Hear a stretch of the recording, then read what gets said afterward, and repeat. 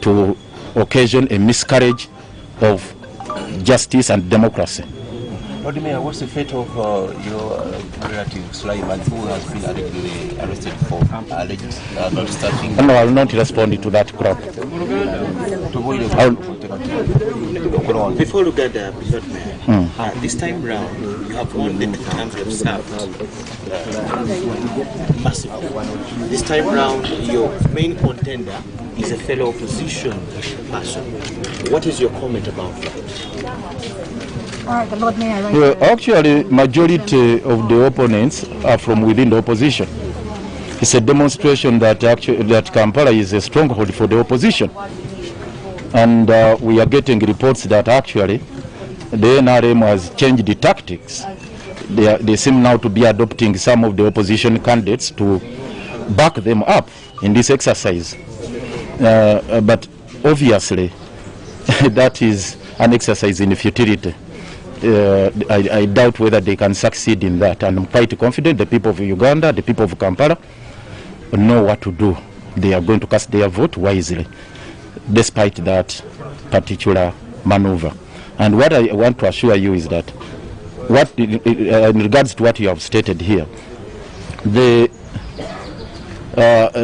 Kampala remains in the hands, in the grip of the opposition, and that gives me confidence that Mr. Museveni is fighting a losing battle in as far as the cause for change is concerned.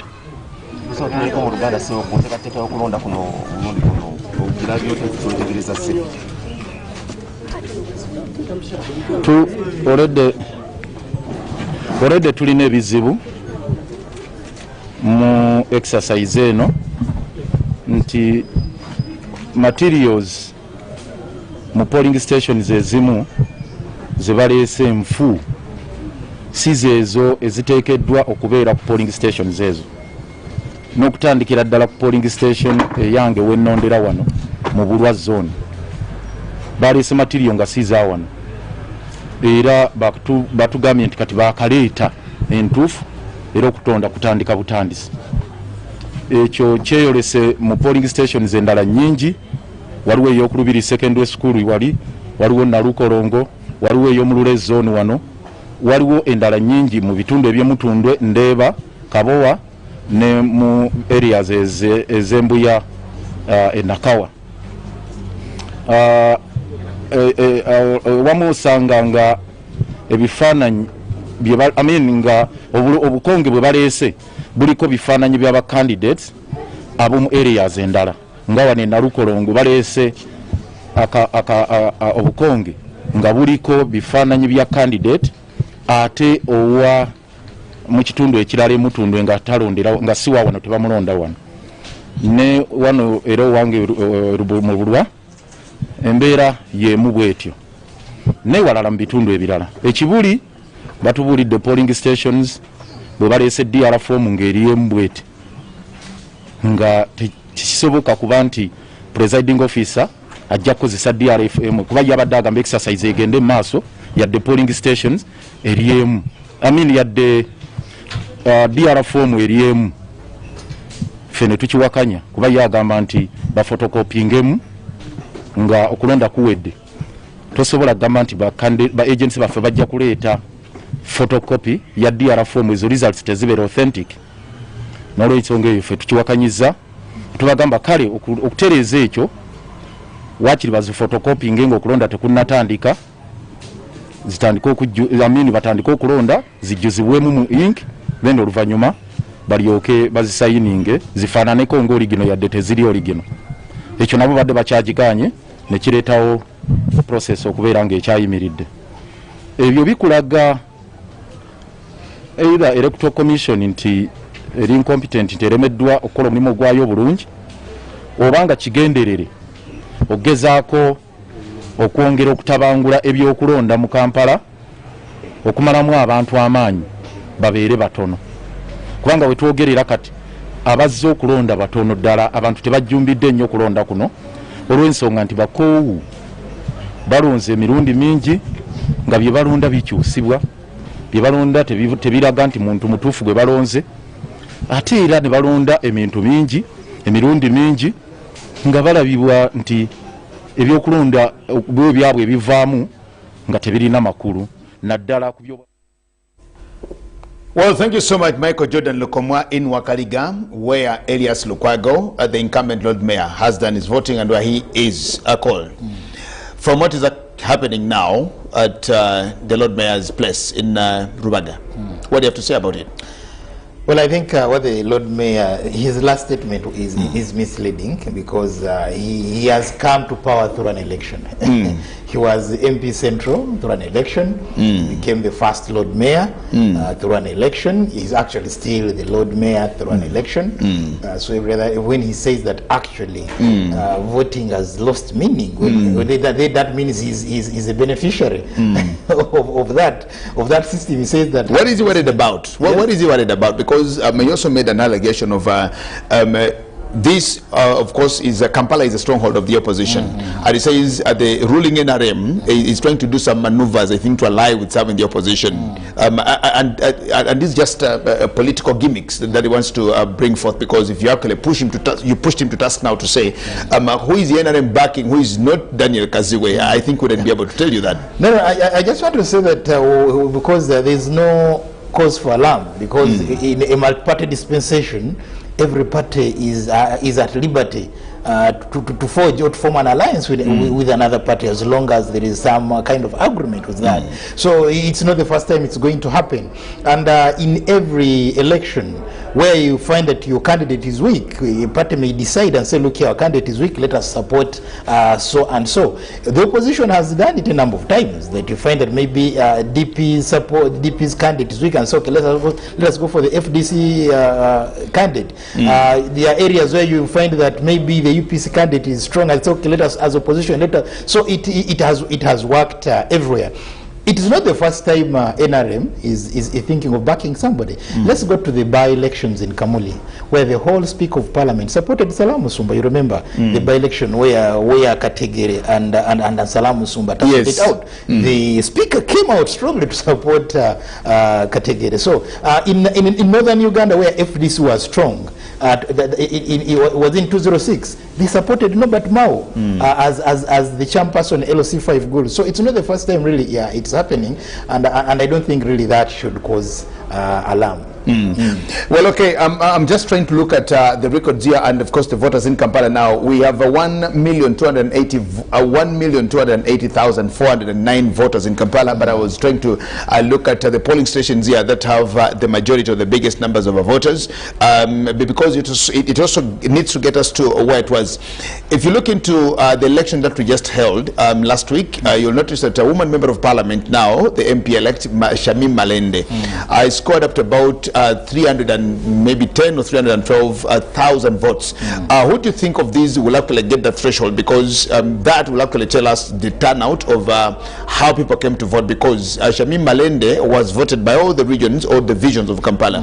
And of course we need to also see or judge from that particular one. But just before you respond to that, let's just get back to Jordan Lukomwa, who has also got something to communicate to us. Back to Jordan Lukomwa in Wakariga.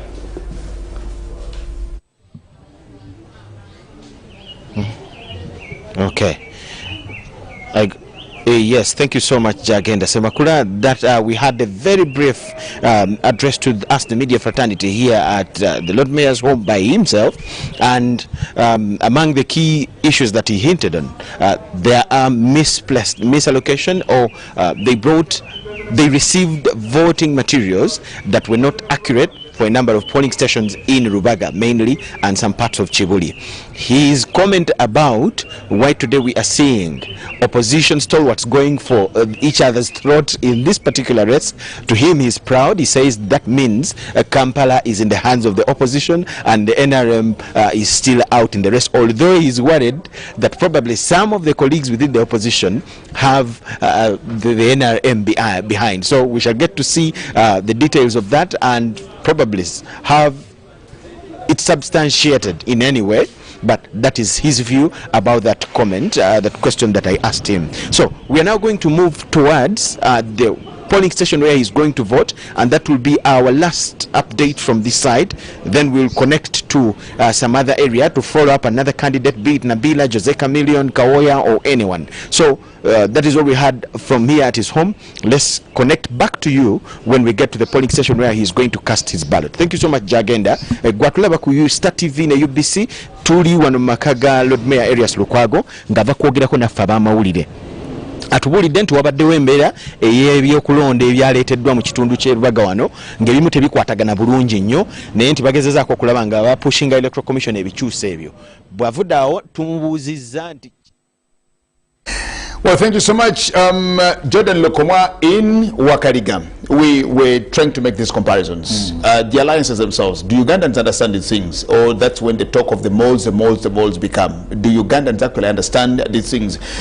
In the presidential elections, when we're getting ready for those, you saw that just as before the elections, we had the posture of Honorable Chagulanyi, Amuriato Boy, Muntu. Was Muntu part of that? Muntu was. And I think Mao or Tumukunde? Mao. Even Tumukunde. Even Tumukunde. Now, in November, when we had those riots across the city and the town, and Kampala, of course, you had different players there in say, we are suspending our campaigns because one of us is actually in jail. So because one of us is held at the police station, then the rest of us are suspending, except Amria Toboy, who came out to say, me, it is not the official position of my party, the FDC. So until FDC communicates otherwise, but I know that I'm supposed to be on the campaign trail to do all the things. Now, later they come together. These forms of alliances that we've tried to forge from since time immemorial. Do Ugandans understand these things, or here it is, it's either you or some other person? Well, I don't say to some extent they do understand, but you know, these alliances are always also pushed by selfish interests. Once the interest, people come into these alliances to see where do I benefit from, or how do I stand to benefit.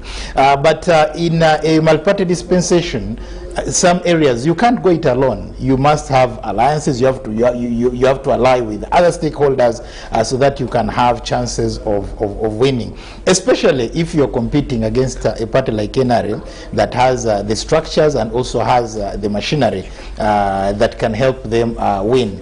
But Ndugu Jagenda, I want also to go back to Lukwago's worries, because we remember when there was a by-election in Rubaga, in Rubaga division.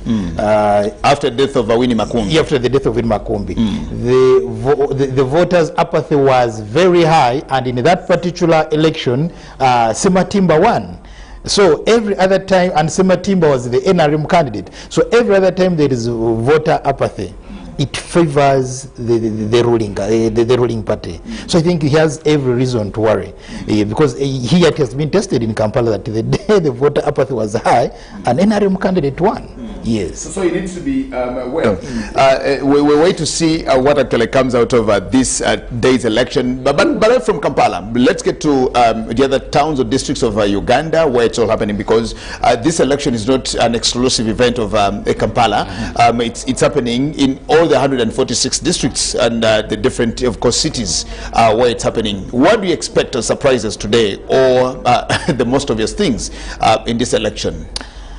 No, this election is not going to have many surprises, because just like we've seen before, is that NRM has the majority, commands the majority actually when it comes to local government structures, right from sub-county up to, actually right up to, from the village, level C1, up to district level. When you look at most of the district councils, actually dominated by NRM, most of the district councils, most of the chairpersons, LC5s, come from the ruling NRM. And so in some areas, it is going to be between NRM and the independents in most districts, say perhaps for Buganda, Central Uganda, where of course NUP has now candidates at LOC5, and maybe say for Teso, where also the FDC has managed to get some candidates, and maybe in a few districts in Western Uganda. But by and large, it's going to be a contest within NRM and NRM leaning independence. That's how it's going to turn out. Now, when we come into this election, you notice that from what I have here, NRM has 7 unopposed LC5 chairpersons. It also has about 254 unopposed district councillors across the country, or across the different districts of Uganda. Is this good for democracy? That we come into this election and NRM already has 7 districts that nobody is actually contesting, because what we are looking at is a service delivery at these particular levels, and also having districts that are dominated, or councils that are dominated predominantly by the national resistance movement. Is it also good for democracy and service delivery, or what? But just before you come in, we'll go to Iganga, where both is our reporter in Iganga. To you in Iganga, please tell us what is actually happening right now.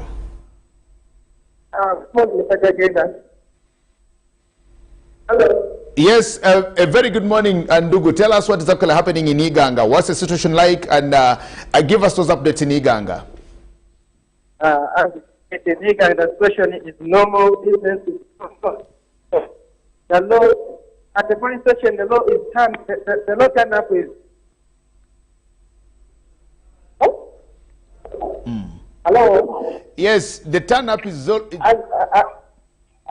we see now at most police stations in Uganda, the number of voters is low. It's a low turnout at most polling stations here in urban centers. How many people are contesting for the position of LC5 chairperson for Iganga? Yes, please.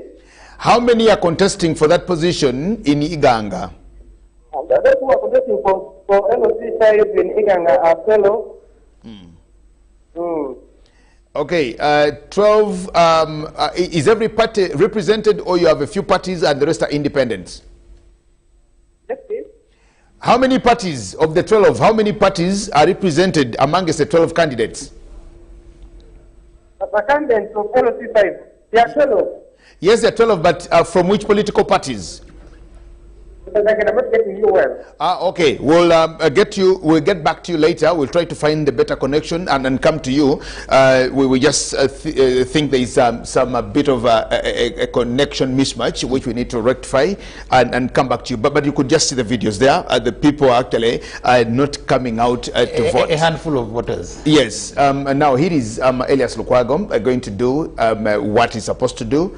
Vote for himself. It's a secret ballot. Yes. We don't want to think he can do otherwise, but that's what he is, and he's done his bit to just communicate to the supporters there that he's actually done. What about if he gets there and he's not on the register, like it happened to Ndugu Mao? I don't know what Lukwago. Of course, Lukwago would abuse the whole system and everything, and the electoral commission and and everybody in there. Yes, speak to me. Well, let's get to the issue of having a low voters turn, low voter turnout in the whole country. I think we have to attribute this to the political players at local government, because when it came to presidential and parliamentary elections, with the elections we had last week, is that the candidates, both at presidential and parliamentary, mobilize people, please come and vote. And this time we've really not seen it, these people coming out to say. And secondly, it means that the opposition in Uganda, their only emphasis is by the presidency and parliament. Little knowing that even these local government structures also do matter, because ideally you need to build your support from the bottom.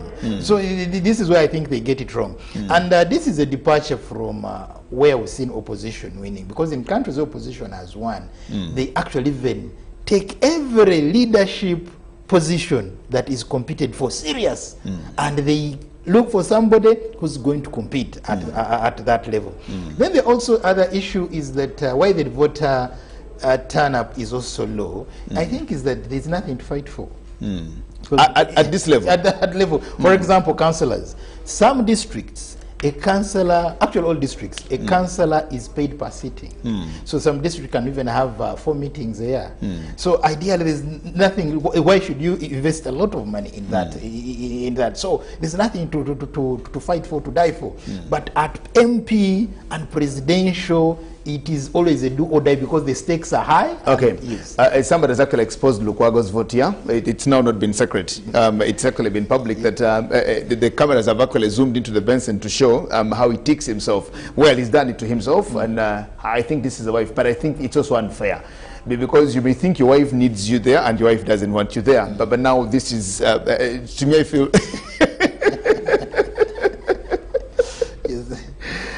because I don't think it's proper. When you talk about a secret ballot, yes. Because the constitution is actually very clear, we shall vote by secret ballot. Now, secret ballot means whether we are twins, you are a Katoya, Mewaswa, nobody needs to know what choices we've actually made. Maybe in future we should think of voting booth.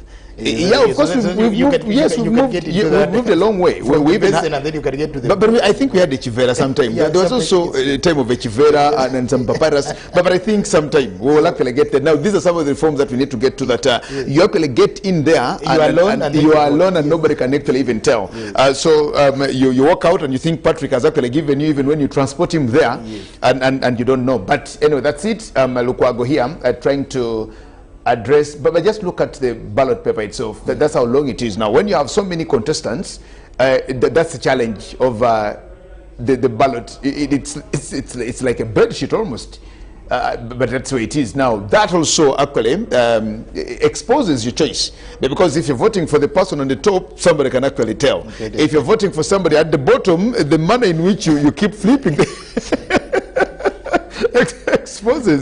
exposes your choice.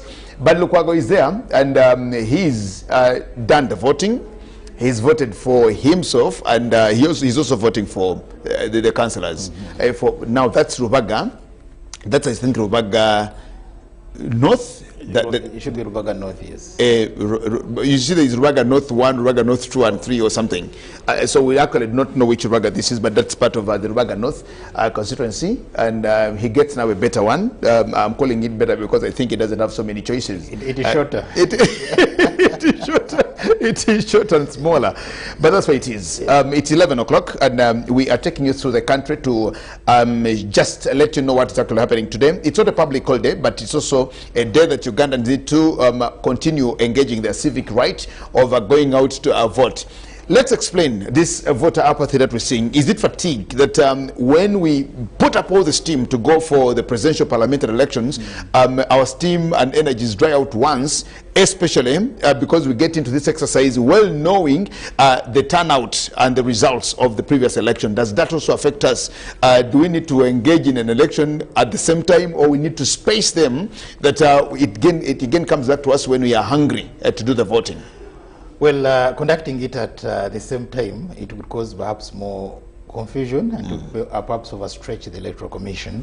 But also it actually accounts for this. But I would also imagine that NRM would come up in large numbers, because now for them they are motivated to vote. Their candidate has won presidential. But also in Uganda, I would also imagine that now NUP supporters would come out to vote, because they now have the numbers. They have the numbers. So they would say, okay, we have the numbers, and as far as we have the majority of the MPs. But is that what but also let us also target local council. Is that what the voters were actually looking at? The voters are not looking at having many members of parliament. Yes. The voters are looking at a new Uganda with Chagula as president. As the president. Yes. You've had some legislators. No, but when it fails, when it fails, you must have a fallback position, and these are the local governments. Yeah, but when you talk about voters, do they have the fallback position? You're reasoning like an elite.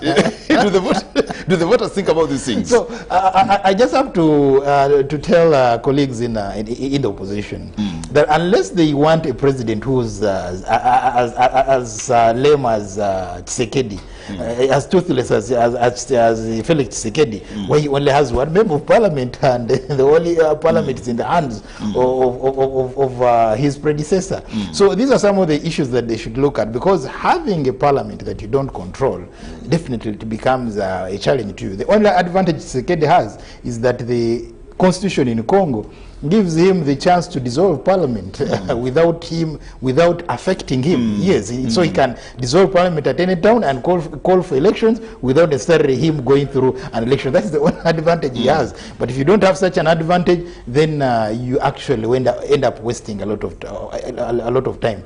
So voters in Uganda should equally learn to take serious local governments, because one of the reasons why we've had a multiplication of districts is taking services nearer to the people. Let's go to Wakiso, for example, where we've had Matia Lwangabwanika. Now there's who is the flag bearer for the National Resistance Movement, who took over from there's some Mayanja. Yes, Mayanja, who took the card from Ian Teyune. Yes, let's look at that also, because I think that's also another very big battle. Bwanika would love to defend his position, but Mayanja would also now love to take it away from Bwanika. Let's look at that. No, in Wakiso, of course, for some time now, the opposition has always won the seat, and Bwanika is the incumbent. And as I earlier said, that when the voter apathy is high, when there's voter apathy, you realize that it favors the incumbent. But also, we shouldn't forget that the ruling NRM still equally will be also use her structures to have their person going through. So that is why I think everywhere it's a tight race between NRM and the opposition, where the opposition is strong, especially in this kind of circumstance where the voter apathy is high. Now, the other issue is that normally when you see that the majority of voters are young people, then you always expect change. But when you see that the majority of the voters are actually elderly or people who are above the youthful age, then normally they tend to vote for the status quo. Okay, let's talk about the National Resistance Movement that has 15 million members. Where are all their members now that you are looking for people to go and vote for Daniel Kaziwe, you're looking for people to go and vote for Mayanja, you're looking for people to go and vote for all the other candidates. But according to the Electoral Commission, according to the Secretary General of the National Resistance Movement, they have 15 million members. Where are all these people? Why do they have them on the paper. register, on paper, and they never mean anything, because you would think that because elective politics is about numbers, it's a game of numbers, and I'm sure they compile this register because they're looking for the majority or numbers that will let them go through. Where are all these that they keep putting on their records every other time? They moved from 9 million to now 15 million. In the next election, they will possibly be 30 million. But where are they? I think the 15 million members of NRM, they need to be investigated whether they are ghost members or real members. They could be ghost members. Yes, because this is some other thing. But because I think they imagine that everybody who turns up to vote in their NRM primaries is actually a member. So now the party needs to go back to go on the drawing board to really know who their member is. That is very, very important. Okay. Yes. Let's hear from Lokoma. He's tickling me here. Lokoma is in Wakarigam. He's tickling us, and I think he's got what to say to us. Lokoma, back to you in Wakariga. Yes, we are still coming to you live from Wakariga. Right now we are at school one. If you know the secondary school, which is just behind that area, that's where the Lord Mayor Arius Lupago has cast his ballot. That ballot is flying, and now supporters will be here chanting and all that. But he is done what to be prepared either late in the evening or early morning. We shall know whether he retains the office or somebody else will be taking it. So that is all we had to talk about. We are now going to get back to another polling station or following up on another candidate to give you other details. We will try our level best to ensure that at least we give you an update from each of the camps. There are 11 camps in this race alone, so we shall try our level best to ensure that we give you each of the camps, just like all other colleagues are doing as they were assigned in different areas. Gwatulaba ku Star TV, omulodi wa Kampala Elias Lukwago akyaliko kati amaze okulonda era nga tumufunye bulungi nnyo nga bubadde ogoberera ku screen yo. Katutambula tugezako kudda awalala tulaba basimbyewo abalala kiki ekigenda mu maaso we bali ne we balondedde n'ebiringa bwe bityo, naye nga tukwebaza nnyo kuba nti otulaba tukyagenda mu maaso kuweereza buli kimu okutuuka olw'eggulo, okutuuka lwe banaalangirira tugenda kubanga tuli live era nga buli kimu tukikuwa butereevu. Back to you, Jagenda, in studio. Well, thank you so much, Michael Jordan Lukomwa. Now moving on to another station, we wait to see. Let's talk about the other candidates. You're not talking about, discussing Charles James Senkuboge. Now, Charles James Senkuboge, in 2006, tried out for the presidency. Yeah, 2001. 2001 actually. Yes. And he only did one rally where he comes from in Nakauka, and that was it. Katumba Oye managed to stay in the campaigns up the end of it. Same to Mayambala, Nancy Kalembe, and all the others. Let's look at Charles James Senkoboge. Was he a surprise, first and foremost, to come representing the Democratic Party of all parties? He came on the DP ticket. Of course, you see, he was not the first choice of DP. DP had a candidate, and it turned out that she was not a registered voter and was rejected. Maybe she came. She was the Amriat of FD. She was the Amriat of DP, actually, in Kampala. But you see, once people brand you a joker, it becomes hard, actually, to pull off that veil. Yes, because when he actually pulled out of the presidential elections, and he was told to account for the money he was given, and he could not account. I think that one really now, and given that he is from the entertainment industry, then even when he came in, they looked at him as a joker, as not somebody really who is serious. Then just the same thing with Chameleon. Today you're Muslim, the other day you're Catholic, the other day you're Christian, you're born again. So every other time you don't show consistency.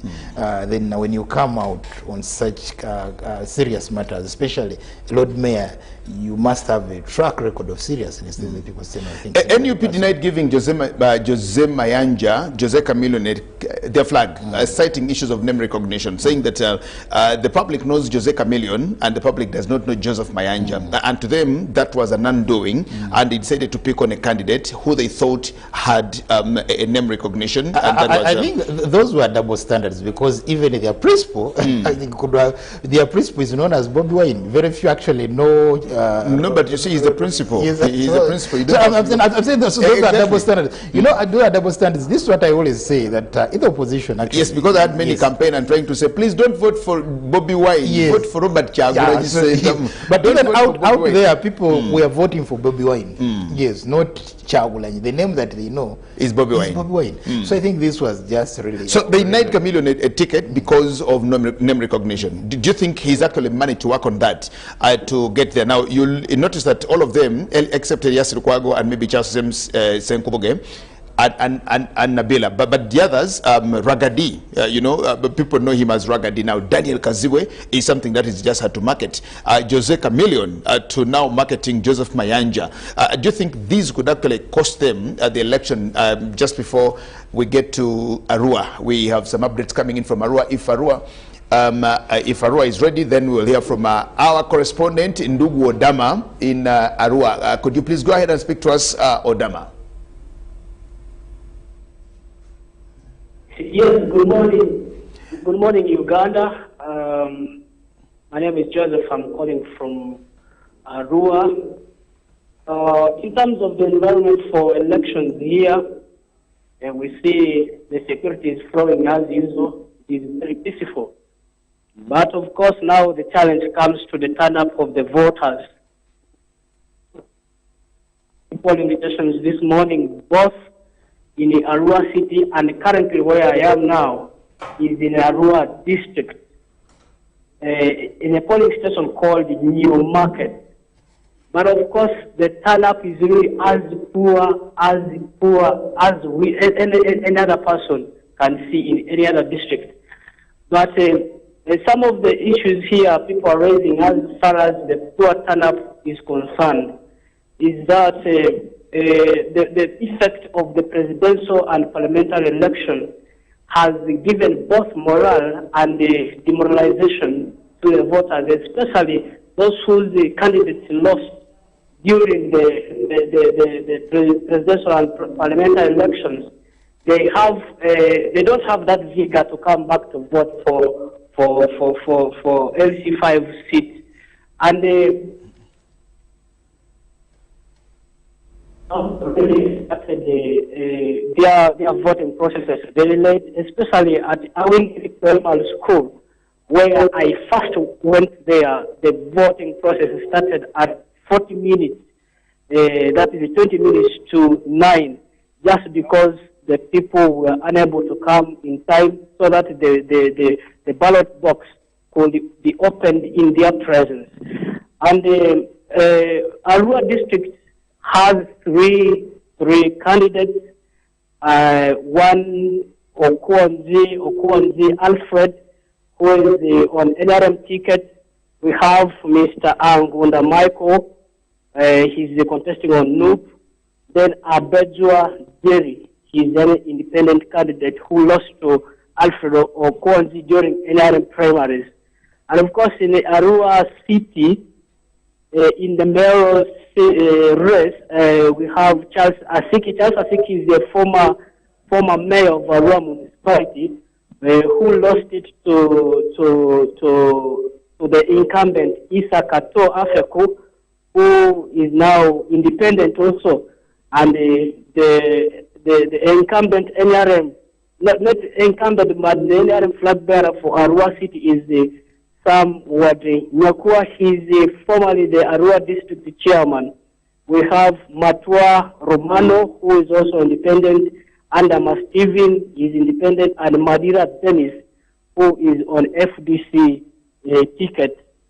Arua district has a total of 65,715 voters who vote in 111 polling stations.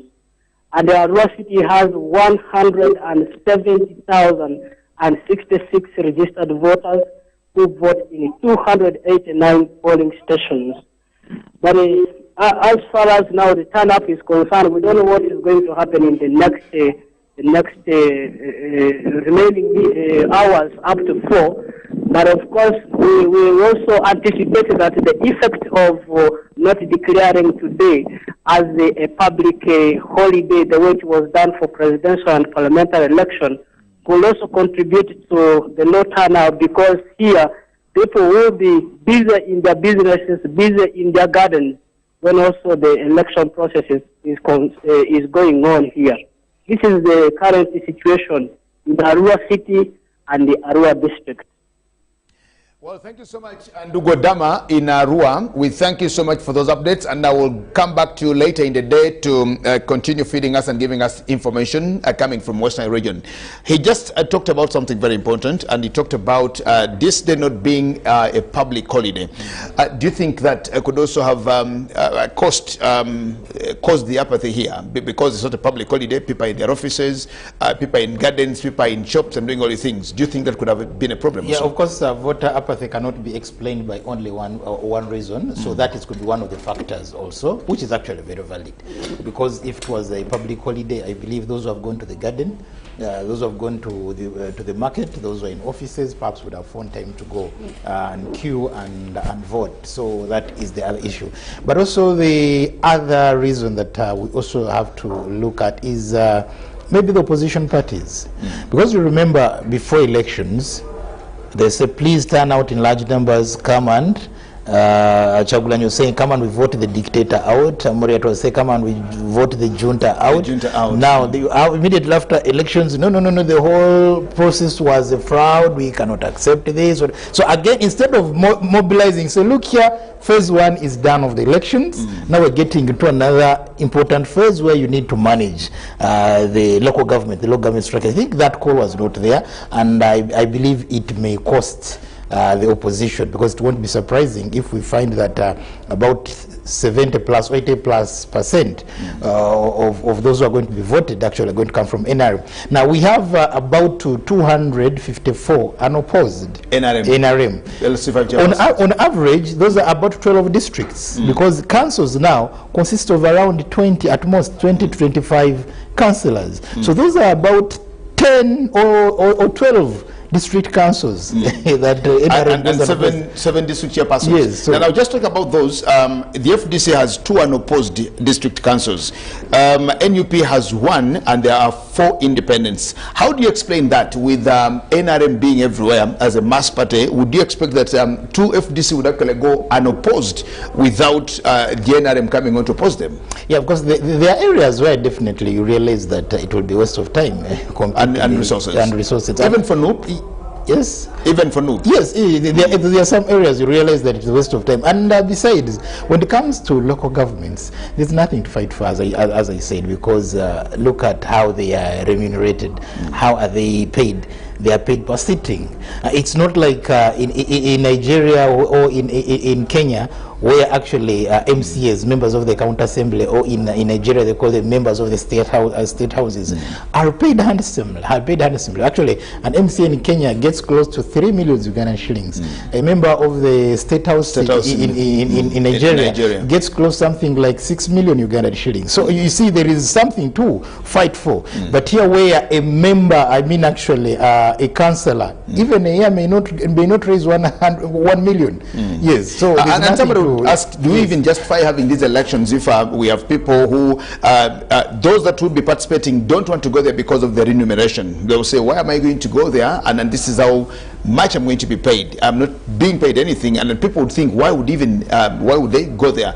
Will this justify the cost of organizing these elections and actually having councils everywhere and at all levels when their remuneration is too meager like it is? Yeah, councils are very important, especially at district levels, because you need a council that is actually going to oversee the technocrats. You need a council that is going to oversee the work of the LOC5 and the executive. But of course, I think it's time round we looked at how to think about the welfare of the councillors in Uganda. How do we make it better so that we can make the whole thing competitive? When the remuneration of a position is not that attractive, it means even the people who are going to come are not going to be up to that task, because it's something that doesn't really attract any sensible person to be there. And most of the people, most of the councillors who go through this, perhaps some of them are using it as a launch pad for their parliamentary aspirations, or at one time they feel they can be chairpersons. Isn't that the reason why we're getting not a very vibrant or good parliament? Because people go there for remuneration and not basically for the quality that it takes. There are people who say, well, I can't afford it now. Whoever has the money will actually find and buy their way into parliament. Don't you think that this is one of the reasons why we're not having a very good parliament lately? Yes, that is one of the reasons, but when you look at the competition, it attracts many. You have those who can do the work and those who have the money. So it is always upon the voters to either go for the one who has the money or the one who's going to actually articulate their cause. But when you go to councillors, in most cases you'll find that actually the interest is low. Yes, the interest is low, and it is those people, they feel that maybe they have nothing to do that can really compete and go. Or even those who actually come out like the Jagenda, some competing to be a councillor, especially in districts. Some of them maybe have a hope, I'm going to be the district speaker. If I don't become the district speaker, maybe I'll be put on the district executive. Yes, other than that, then they don't find their way. Okay, we'll talk and explain to you why we think this is very important, but we'll now just connect to our sister station, Star TV, to also get now that the bit of the Luganda coverage of what is happening on. Then we'll return later in the afternoon to still carry on with you for today's election discussion here on UBC TV, UBC, Yogi Polls 2021, as we also look into the local governments elections as they continue to happen and unfold. We'll be with you until the time when these are declared. Now, as opposed to the presidentials, we do not have to wait for we don't have to wait for 48 hours to actually know who the winner is, and we just guarantee you that by close of the today, we shall be able to know who has come in, and who is actually staying out. We'll now just go to a Star TV for more of this broadcast. Welcome. Kampala ali ku ludda luvuganya okusinga ebifo ebisinga ebiri muno ate kakati omuyaga guno guzze, kitegeeza nti bw'oba ozze nga ogenda kuvuganya ng'oli ku muyaga guno okusinzira ku kitwala byo mu kulonda okuwedde ojja olidde oyina apahandi ogenda okuyingira mu kalulu kano ng'omugulu ogumuggo guli mu kifo nga guno omulala gw'osigaza okuteeka eri. Kiyinza obutaba bwe kityo nga bwe tukisuubira, kubanga nze nakirabako mwaka ogwedde gwali mwaka gwedde bwe bakola ennongooseza mu KCCA Act ne bagamba nti kati buli gombolola ne ku City Hall wano babeere ne sipiika nga yakubiriza enkuŋŋaana. nalaba ettundutundu lya division zettaano ezikola Kampala nga NRM ye yasinga okuwanguza ba speakers. Kitegeeza ki nti NRM oyinza okugamba nti mu Kampala teyinaamu bawagizi naye nga balina akagambo kaabwe ke batera okukozesa silent majority nga babeerayo nga lwakuba nti baleka tebakuba mudomo. Kakati kyoyogeddeko eky'omuyaga era ekyo nakirabye olunaku lw'eggulo n'enfumintiriza Mwami Erias Lukwago yabadde ayogerako n'abamawulire n'agamba nti ekibiina ekyo ekya mukyala Nabiira kikoze ekkobaane kyegasse n'ekiri mu buyinza kya NRM babba obululu bwe nti NUP yegasse ne NRM bakole ki banyage obululu bwa Mwami Erias Lukwago. Statement eyo yagikoze n'eddoboozi tuliina wano naye nze nagambye ku lwange Mwami Lukwago ayogedde statement eno eyinza okuba nti yalaba ku muyaga guli nga gulabika gwali influenced by this red color oba this umbrella neŋŋamba oba ayinza okuba yibwe aya analyze naga nti umbrella eno era eyinza okusweepinga nemutwaliramu sisuubira nti ayina solid oba information obujulizi nedda Lukwago kyeyadde agezaako kulaga kyekyokuba nti ye ku bbanga lyaweerereza mu Kampala embeera eri mu Kampala agimanyi kati yadde akugamba nti NRM oba ekibiina ekiri mu buyinza akiremesezza nnyo okuyisaawo byekyagala okuyisaawo mu Kampala olw'ensonga nti ye tagulwa talina bbeeyi kakati ng'agamba nti bano bo bwe baalabye agulwa ate ng'oredde ali ku kibiina kiri ekirabika okuba nga kyamaanyi bo ne bapushinga ono baagala okusaidinga n'oli ayitewo agulwe kubanga obusinga bwobadde ogobera bulungi nnyo baalaze n'ebifaananyi awo ng'omukyalo oyo Nabiira yali we baamuwa omudaali ku mukolo ogumu nga bakulaga nti tali wala nnyo n'ekibiina ekiri mu buyinza kati Lukwago kyeyadde agezaako okulaga nti nze olw'okuba sigulwa bali baagadde bakolagane n'oli ayitemu ku kibiina kiri naye bw'amala okuyitamu ku kibiina kiri ate bw'atuuka eri mu buweereza bamukyuse adde ku sayidi era omulodi we yasinzidde n'abagamba nti bannange nze atagulwa nze gwe muba mulabira ddala naye ebyo naffe tubirekera abantu bo be banaasalawo tubaye twogera ku kibiina nga twogera ku mbeera eri mu Kampala wano naddala ku bifo bino ebyobwammeeya bw'oba otunuulidde divisions ezikola Kampala zonna bammeeya ababadde bazitwala mpozi nga enakawa wano mukwano gwo yabaddeyo eyagenze kati kubwe mupi omukulu bali mwezo si wenale bodde makindye wano mulya nnyama omumanyi bulungi nnyo lipi naye kati NUP bwogenda ku erubaga wano omukyalo ono nabbosa kakati oyo naye wa kisumuluzo bwe tudde ekawo empe wano omukulu ono Emmanuel Serunjoji ow'eddembe okimanyi bulungi nnyo nti kakati yajjidde nakwambuleera bwe tudda Kampala Central wano wennyini ne Central yennyini okimanyi okuva edda nedda si ya kibiina kino kiri mu buyinza naye olwedde DP ebadde etwalayo kakati bw'oba otunuulidde embeera efaanana bwetyo kyekiri kyenkusiigidde nti omuyaga guno kijja kuba kizibu nnyo ogululinga out nti tegugenda kufuna chance esweepinga olw'ensonga nti olwedde gusanze ekintu nga kiringa ekiwedde nti olwedde gwe guvuganya naye tali ku ground bamukubadda kakati balina kuvuganya buvuganya na opposition ziriwo ate nga baalaze dda nti opposition eziriwo bazikira anti kati obuzibu obuli mu ekyo nti nga bwe nakuwadde ekyokulabirako mu kulonda kw'aba speakers nga ennongoseza mu tteeka lya KCCA Act lyakayita era bwe twali tusuubira nti bw'otuna amagombolola gonna ataano nga bw'ogamenye abagakulembera ba mayors b'opposition naye kyewuunyisa ng'ate ku nkomerero ya byonna bwe balonda ba speakers amagombolola agasinga BNRM be baayitamu kiraga ki nti olwaleero omuntu ono akulembera eggombolola nga mmeeya ayinza okuba tasalawo nnyo kinene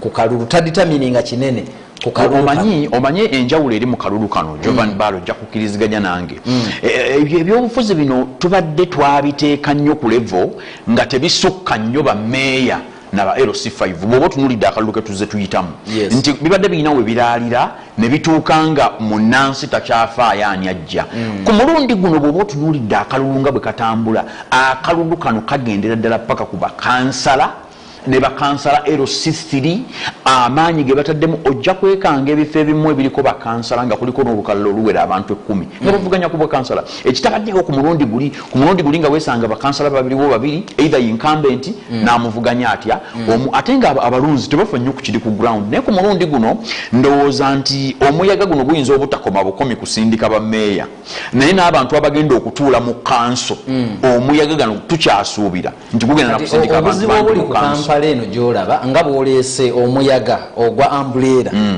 kakati ate awo ojja kwekanga nga NRM eyinza obbasuuza omugaati etya nti omuloodi ajjidde ku gundi ya FDC naye omuloodi bw'olaba engeri gy'abeerawo nga alwanirira bannakampala ojja kwesanga alina ettundutundu lya bannakampala abamukkiririzaamu kakati ate omuyaga guyina gwe guleese naye ate abamu bagamba nti oyo mwangu okukola bwati weesange ng'obululu awo buli divided anti bwe tunaatuka okulonda nga tuli mu kanso ng'abalonda oli bajja kuba bangi abamu balonda ono babeere bangi naye ng'ate bwona ogenda ku ttoto y'abalonzi abalonze nga bano bombi babugabanye awo omalirize ng'ekibiina ekyandibadde mu kifo ekyokusatu kibakuba anti kyekiri kyenkugambye nti ku mulundi guno ebyobufuzi luli byali byalaalira nga byakoma ku ofiisi ziri ennene ku mulundi guno bw'oba otunuulidde akalulu kano kakkiridde wansi kati katuuse ne ku LC nga LC okuvuganya okuli ku LC ne sente eziteekebwa mu kalulu kano akaba kansala LC3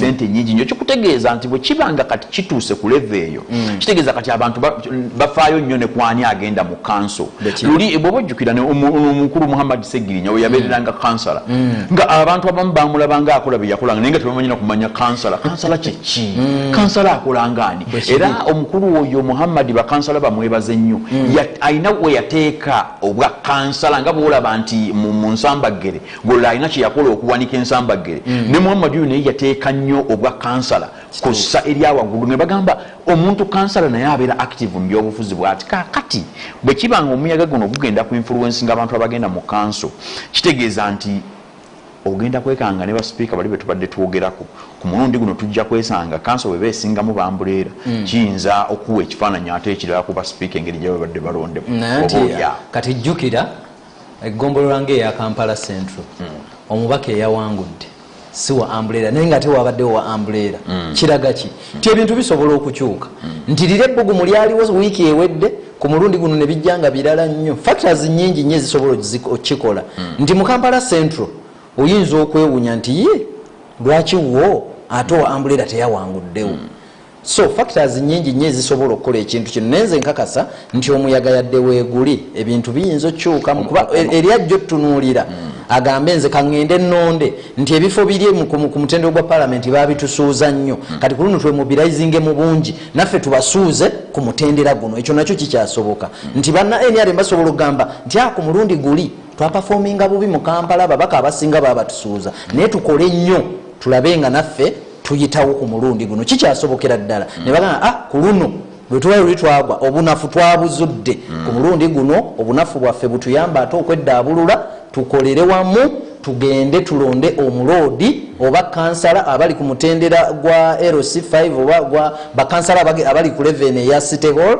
babeere nga tubayisaamu nga NRM esobola okusinziiraawo ne bagamba nti ku luli batukubye ne bayigira ku nsobi ezaabakubya ku mulundi guno ne bajja ate ono opposition n'alowooza nti nno olw'okuba luli yayisaawo bangi kakati n'azinga mikono n'alatta ne bamuyisaako ekyuma so tetusobola kugamba nti omuyaga gugenda kudiptamininga ekintu kino omulungi atulaba tukyaliwo nnyo emmunyenye y'eggwanga Star TV kwetuli ate nga ne ku UBC nakwo kwetuli butereevu mwenno abali ku UBC twagala okubaaniriza mwebale okutwegattako ensonga gye tuliko ye yakalulwako olunaku olwaleero okusookera ddala tubakulisaayo mukali ke tubadde twakamaliriza akalimu omukulembeze w'eggwanga n'abo abakiika mu palamenti ate ne kano nako kaze kye tulowooza nti wandibadde okatwalira ddala kyenkanyi ne kali akaaliwo luli kubanga ate kuno okulonda okwa gavumenti ez'ebitundu kwe kukutuusirizaako ddala obuweereza ku ggwe omuntu wali w'obeera olindiridde newankubadde nga bali basalawo kinene nnyo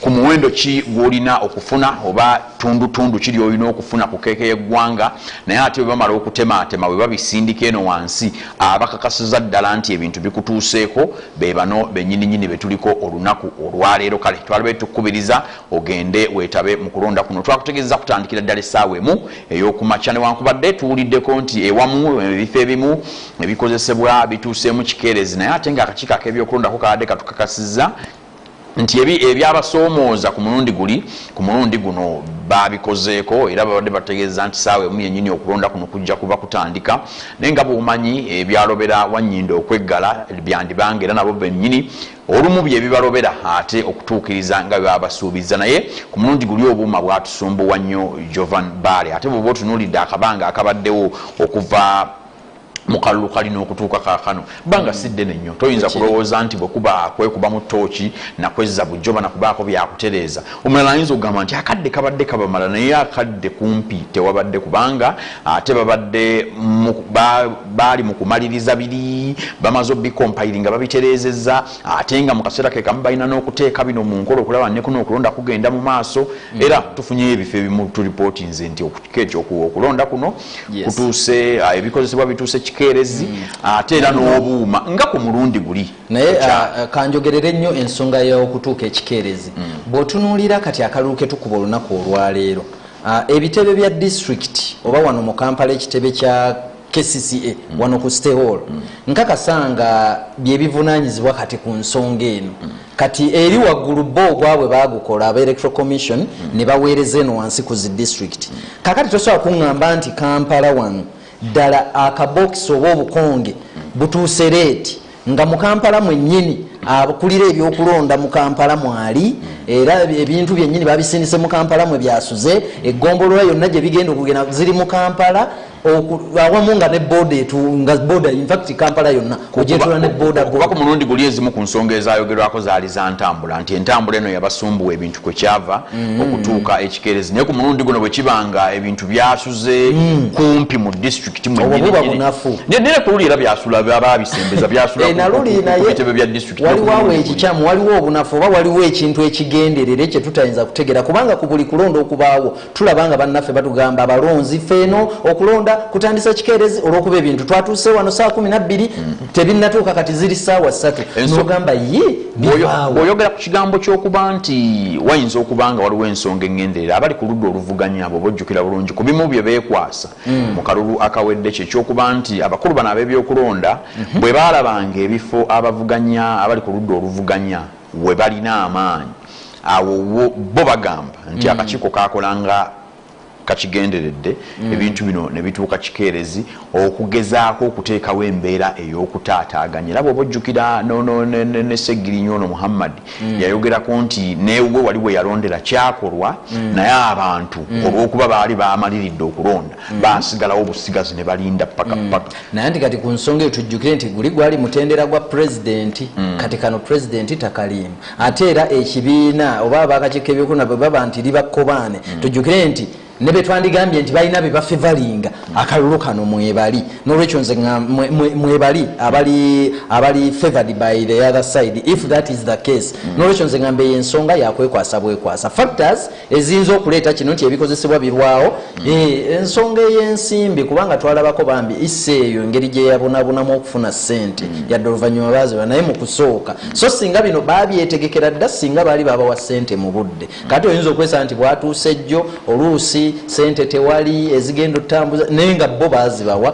oluusi akulira ebyokulonda mu kitundu ekyo ayagala okunyigiriza bano abanaatambuza abaweeko akasente katono okusinza ku ke baalagaana ne basooka beekyangamu so ebintu factors nnyingi nnyo naye nga tetuyinza kugamba nti oba akakiiko k'ebyokulonda kaba ne kkobaane yadde abamu bakyogera naddala bali ku ludda olwabula gavumenti naye nga nze ŋŋamba ensonga ebeera ebiseera ebisinga ya nsimbi embeera y'obudde kubanga twalabako ne mu kutambuza ebigezo ebyakamalirizo mu masomero nga bituuka ewa mu kikeerezi olw'okuba enkuba ekedde kufudemba so naye nga ensonga si akakiiko ka byakulonda nze ŋŋamba byekuusa ku nsimbi oluusi n'embeera y'obudde era nga bw'omanyi nti akakiiko k'ebyokulonda ke kavunaanyizibwa ku nteekateeka eno yonna toyinza kugaana mulonzi kusigala nga kakyabasibamu omuguwa mu bulago okuba nti ebintu bino tebitambula bulungi. Twagenda okugenda mu kulonda okuwedde bw'obujjukira ebitundu bya bannayuganda ebyali birina obwesige mu kitongole kino mu kakiiko kano ak'ebyokulonda baali ebitundu baali tebawera na bitundu 5 ku 10 baali ebitundu 41 ebyali birina obwesige mu kakiiko k'ebyokulonda.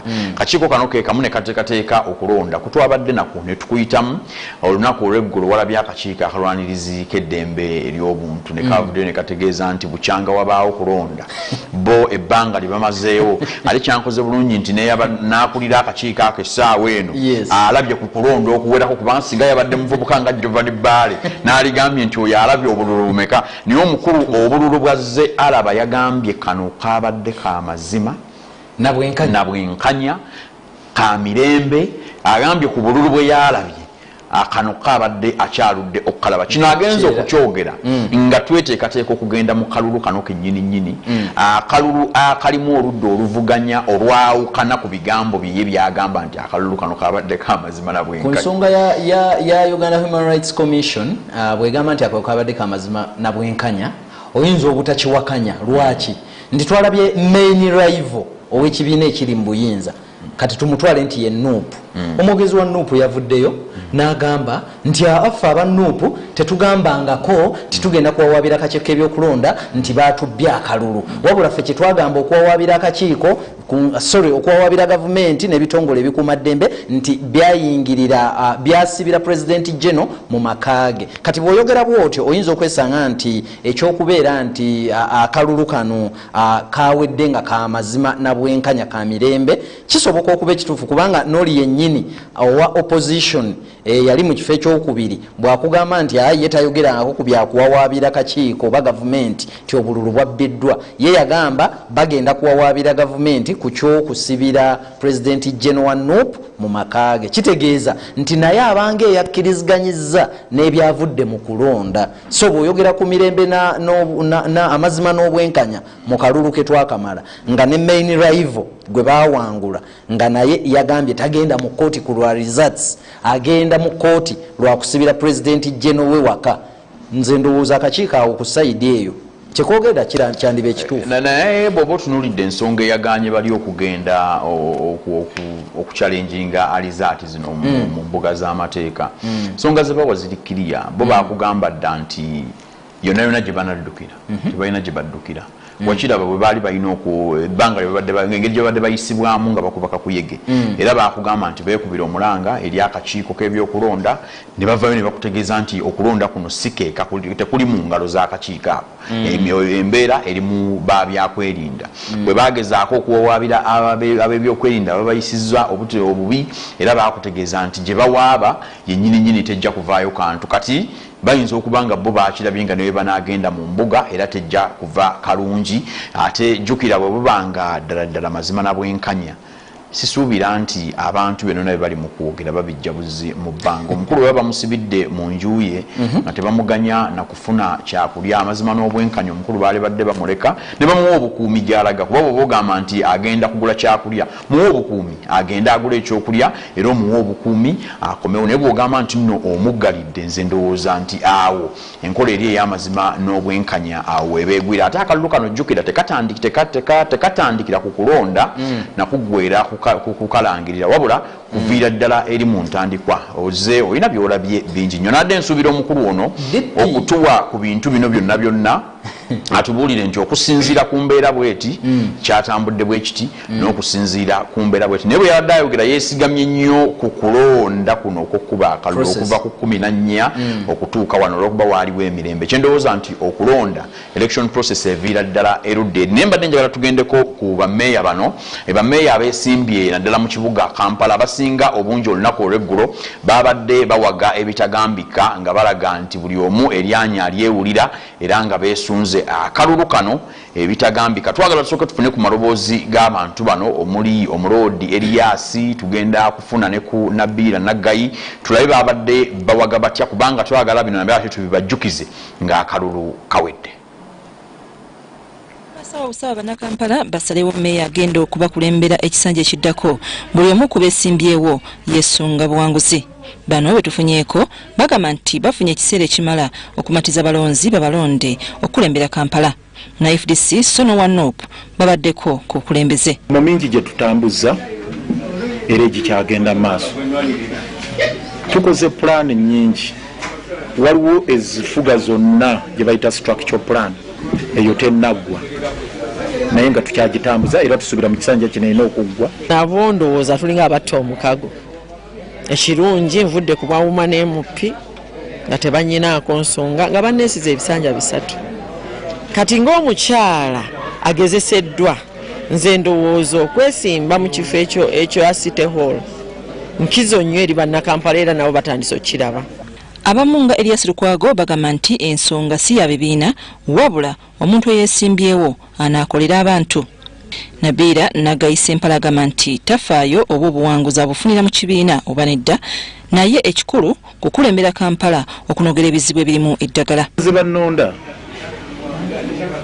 abanteekamu obwesige tebasinziira ku kkala ya kibiina, tebasinziira ku fulaaga gyenkutte, tebasinziira ku simbo nedda. Era oyinza n'okubuuza omuntu nti Lukwago mu kalulu ka 2016 yali ku simbo ki n'agamba ekyo simanyi era saagala nakumanya. Nze njagala Lukwago ng'omuntu.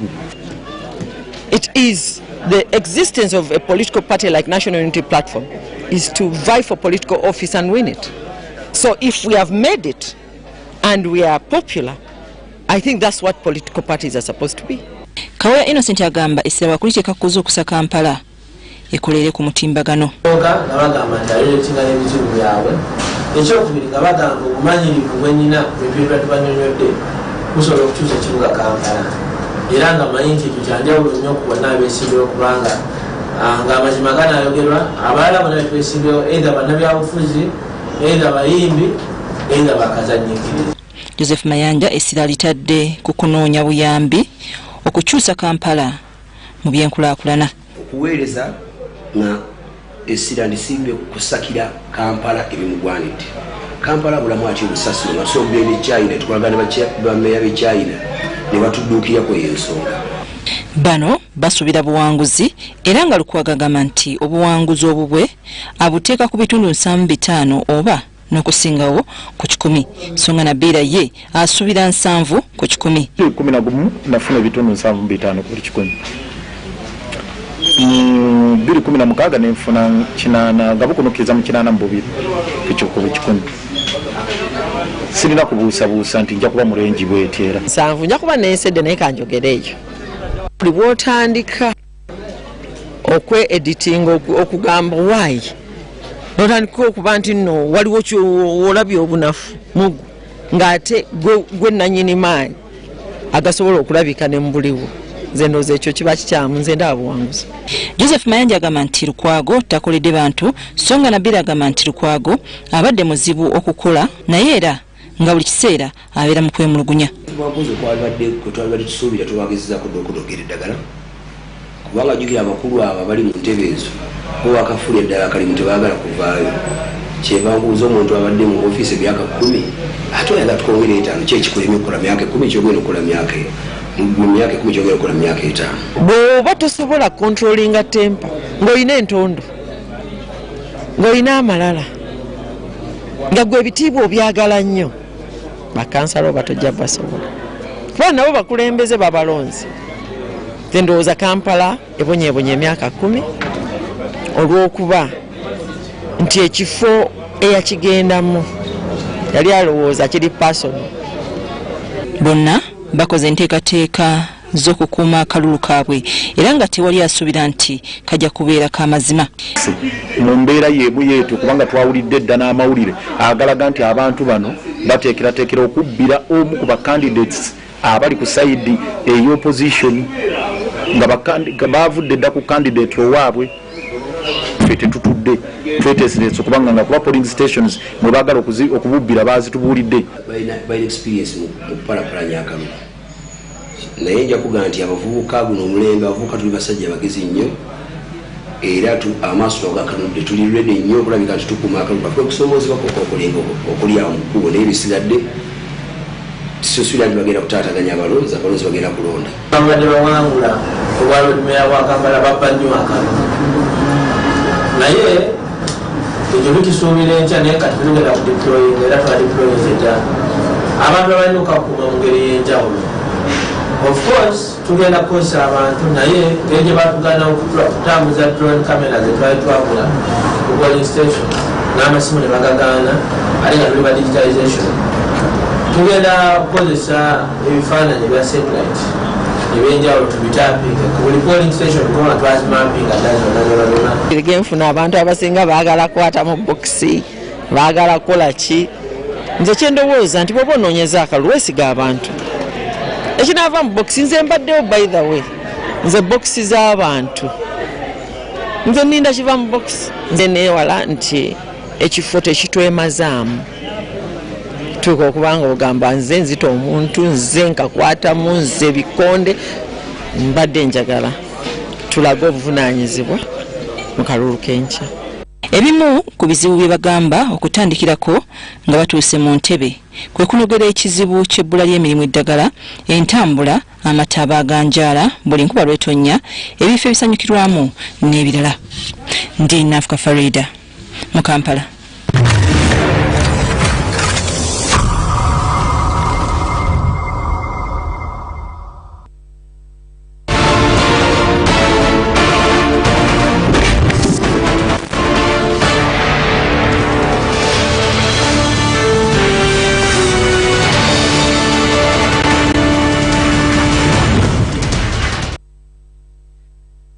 Ensonga zonna tuziwulidde bulungi nnyo, ffe tujja kubaleka mu ggwe egayaŋŋalo naye bulijjo ebirwa byerabirwa amalusu gafuuka engeregeze. Ffe nno ku Star TV Munyenye y'eggwanga ne ku UBC tetugenda kwerabira bigambo ebyo bye mwogedde, tujja kubibajjukiza oluvannyuma ng'akalulu kano kawedde. Ye nno wanaayita mmeka leero bunaagenda okuziba ng'ensonga tuzitegedde, ani akawuusa obuva n'ani atulabyeko ennyo, era ebigambo tujja bibajjukiza nga bwe mwabadde mwewaga, naye nga amaloboozi ge gagaba beesimbyewo ku kifo eky'obwa mmeeya wano mu kibuga Kampala, ate nga akalulu ako tukimanyi bulungi nnyo nti ke kasinze okwatiikirira ennyo kalimu ebbugumu ly'amaanyi nnyo, naye tulinze tulabe ebinaava eyo. Gwe nno bw'obanga tonnabagenda kwetaba mu kulonda kuno waalibadde kaakano wagenze dda, tukutegeezezza nti akalulu kano kasalawo kinene nnyo eri obuweereza bw'ofuna wali wansi gwe nga omuntu w'oku kitundu. Kale akalulu kano waalibadde okeetabamu nnyo. Mu kiseera kino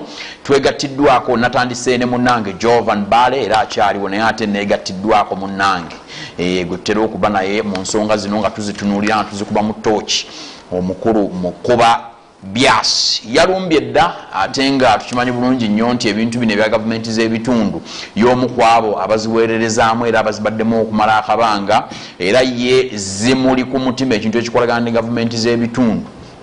Afazaali okumutemako omutwe naye nga tasobola kukkiriza kuzoogerako kibi. Mukulu Mukuba Byas, sebo tusanyusa okukulaba. Olunaku lwammwe lwaleero. Sebo weebale nnyo, weebalire ddala okwebaza gwe omwanjuzi ne muno owooluganda Jova Bale akaseera kano ke mumpadde okuba nga tugenda kutambula olw'enteekateeka y'okulonda. Ne neebaza n'ekisa kya Katonda nange kinsobozesezza okujja ku Star TV okubaganya ebirowoozo ate n'okwebaza management essaawa ezino ebbiri zigenda okuba wano ng'okubaganya ebirowoozo kya muwendo eri bannayuganda. Abantu ba Katonda abaagala abalungi mbalamusizza. Star TV buli weetuuka abantu abasinga obungi temunnabagenda kutwala buvunaanyizibwa, era nze malirizza ku polling station kwenondera naye nkuba nga bwe bandaalise okujja ne ndyoka nzija. Nina wensoose okukyamako baliraanwa bammwe NTV, kati gye nvudde nenzija wano ate nga bangambye ongenda n'okulya ekyemisana. Mr. Chimugo okuterezamuko katini kwe kujjukiza Mr. Mukubabyasi sebo toli ku Star TV yokka wabula olutereevu ne ku UBC TV essaawa zino okulaba sebo webale ku lwenju yebbiri UBC Star TV ne Star ne UBC TV stations kwe tuli abantu ba Katonda mwenna mbagala tuwulirize ebirowoozo bye tugenda okubaganya nakyakubiri okuwabulako sinaba kuwangalya mu local government n'akasavinga kati emyaka 2 n'ekitundu okuva Lubannondo okubeera sente naye mbaddewo nga munnayuganda ebbanga lyonna mu nteekateeka gye tuyita Obote 1 either means government bwe twalina enkola ya community center n'enkola ey'ebitawuluzi ebyemeruka kakati omusindo ogwo nembeera nagwo ne bwe twalina Obote 2 government amakulu galako gavumenti gaali gategeeza ki nga tulina disitulikiti 33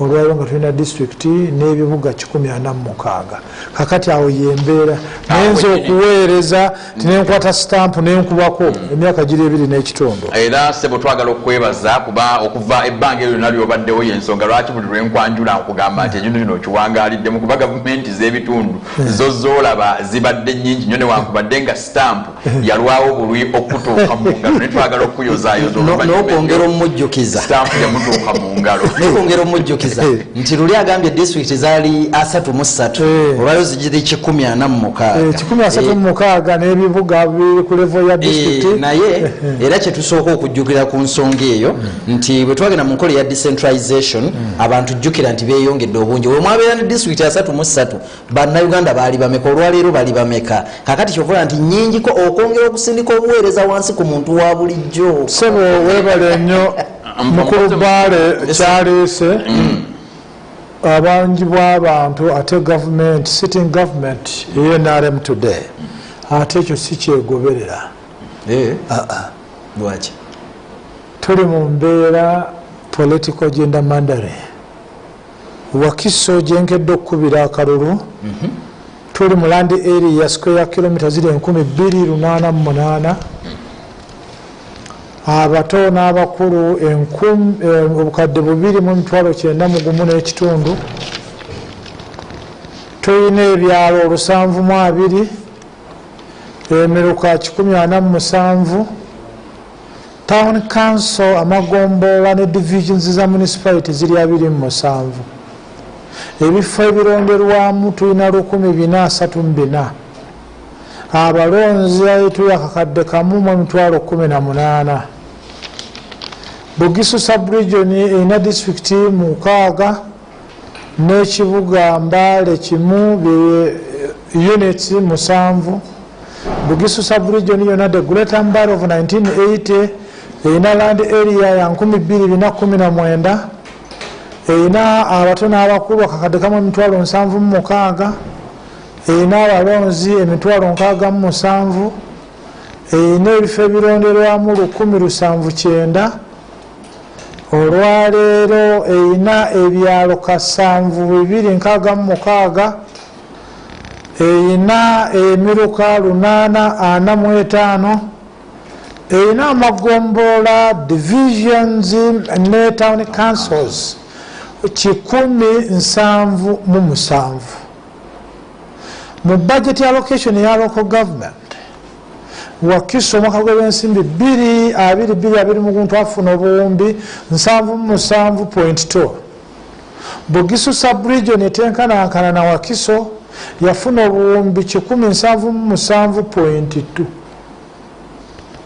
kituzaayo ku kiri nti tebagoberera mukulu kye yabadde agamba population quota si gye bagoberera ki byabufuzi kubanga bwoba otunuulidde Wakiso nene nnyo abantu abalimu bayitirivu nnyo buli kyalo kyewakiso akadde kalambamu emitwalo 18 bali balina emitwalo 6 tebaweza na mitwalo 7 kakati Wakiso buli kyalo kyewakiso kimu kiregeza ebyalo 10 ebyebugisu nga olwaleero buli kyalo buli mwezi sente bafuna emitwalo 12 buli mwaka emitwalo 12 gikubyemu ebyalo 766 naye mukulu mukuba byasi nga tuzze ku kalulu kano nga bw'okatunulire twava mu kalulu wano jjojjo ly'abalamu twali twogera ku kigambo ky'abalonzi taanaapu yaabwe mulundi guno yabadde mbi ebitundu 57 obukadde 18 gwasigadde waka naye bw'oba otunuulidde akalulu kano tubadde twogera ku kyokuba nti kaali badde kakulu nnyo bakekatuusa obuweereza mu bantu naye engeri gye kalangiddwamu n'engeri abantu gye babagambye okukajjumbira gw'olaba nga ddala kijjayo omulamwa senga nze mbadde Yoweri Kaguta Museveni eyawangudde ate era nga nze Yoweri Kaguta Museveni sitting president olunaku lwali lwandibadde public holiday tewali badde kola abantu nobawo obudde obumala okugenda okulonda kubanga kyebalonda ngenda kukikulaga etteeka mwe tutambulira nga abakulembeze yeno local government act yeno tuliziganya local government act bino bonna twalonze olunaku lwokuna wakati wa pulezidenti n'ababaka wa parliament olwali abaparliamentarian bakola mateeka n'okugaba sente budget allocation nga okutematema sente zino ziragawa zino zigenda wa ati batematema ne bakola batya bebagaba bwe kiri anti allocation atematema abeera minisita wa local government minisita wa agriculture ne executive ya cabinet naye abagaba era ne batuuka okuzisalako ebeera parliament naga nti wano zisusse nnyo wano zimaademulaze wano zisukkiridde wano ziteeka okukolaki kakati seba abagaba esente bebakola parliament omugabo yekeeki kakati waliwo emadde nsookedde okuyita nti omugabo gumaliriza nga gugudde olubege gutya waliwo yasoso tulaga watuwadde ekyokulabirako ekyabusaburijoni ne wakiso naye twagala tutunuulire ku bukulu bw'okulonda kuno n'amakulu ge tuwadde service delivery yeyandibaddewo olwaleero enteekateeka omugenzi Kisamba Mugerwa ne banne eno yeyitibwa national development plan mugiraba so national development plan kyekino ekiwandiiko namutayiika emyaka 5 ebigenda okukolebwamu byayisibwa mu myaka emeka kakati netukola manifesto ebibiina byobufuzi ebitali bimu nga Bale Jova naawe n'abalala ng'ebitabo bino oteeka okuba ngaolina kopi eyiyo yensonga mu Obote 1 Obote 2 Idabens government twalina ekiyitibwa community center. Community centers amakulu gazo nekyetuyita ebitawuluzi ng'ebikuteeseddwako mu parliament bivaayo n'ebiyisidwa ne bijja ku district kati ku district ne bituuka ne bigenda ku magombolola abakulembeze bano abatongole n'abeemiruka ne balyoka bajja bakubaganya ebirowoozo ku community center ebirabika nga biri positive ne batiikinga ebirabika nga bikambira nabo ne bazzamu obubaka ne buvaayo okuva ku miruka n'ebyalo ne bijja kugombola ne bigenda ku district Luweero ne bikomawo mu parliament ne cabinet era buvula mu mbeera ya civic education embeera yeri bwe twalina Obote 1 Obote 2 program yalinga okusomesa bannansi kwezi ensonga eziri political ku nsonga ezo ezirabika nga ziri economic ensonga eziri constitutional ensonga ezitambula ne media kati now we are communicating with the community eri gye bali wonna mu Uganda kati bakolaki bawuliriza era essaawa eno atanda bakuva waka abadde bagize ne bagamba abanyiize bazize kino omuntu asituke essaawa zino oli agende kubanga buno bwe bugenda okubeera obuweereza nga ssentebe twavudde ku miruka 731 ne tudda ku miruka 29 buli ssentebe w'omuluka ku kitawuluzi kye eno kopi ateeka okuba nga agikola ki agiina bwe tumaliriza eyo nti buli mwaka gwa byansimbi nga tutunuulira kino minisita wa local government aleeta ebivudde mu Uganda yonna district 146 ne town councils ne divisions 2,269 ne tujja ku miruko 1,029 n'ebyalo kati 7,240 naye nga ku luli ekisanja ekiggwako twali tulina 5,700 naye 5,700 okufuuka 7,240 tewabaddeewo civic education kuteekateeka bantu. Era mu bino obulungi bw'ensonga eno nga bwe nkugambye senga nze mbaddeyo eri Kaguta Museveni olunaku olwaleero lwandibadde lwakuwummula. Bawummuza ku luli nga bo bagamba akalulu ke kasinga. Ako si ke kasinga. Olwaleero akalulu ke kasinga kano obukulu. Abalonzi nammwe n'abali abeesimbyewo abagenda okuweereza abantu bamanyi obukulu bw'akalulu kano. Anti kati civic education teriyo. Era nze senga nze naliyo eri Kaguta Museveni medical gwa Ssentebe wa Human Rights Commission mwaka mulamba kasookedde afa. Constitutionally, Human Rights Commission, Electoral Commission, be mandated as statutory bodies. Nga buyinza obwo buva mu Ministry of Justice ne Constitutional Affairs emirimu gyabwe.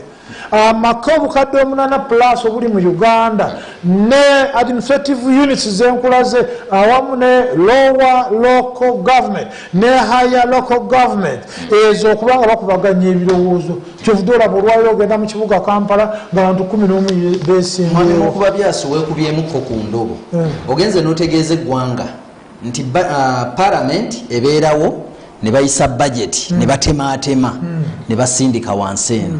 Kakati olwaleero bw'ogamba nti okulonda okwaleero kwe kusinga era bandikulangiridde nga public holiday weerabidde nti local government zino singa bannaffe ba minisita n'ababaka ba parliament nga tebaliyo waggulu eri zo zinajjawa aziweereza omugabo ku bali ekigambo allocation nakola mateeka bye bintu n'ekigambo kya okumonitoringa esatu naye district amagombolola ne town council ne municipality teriyo mbaka wa parliament akwata ku 10 kya ssente.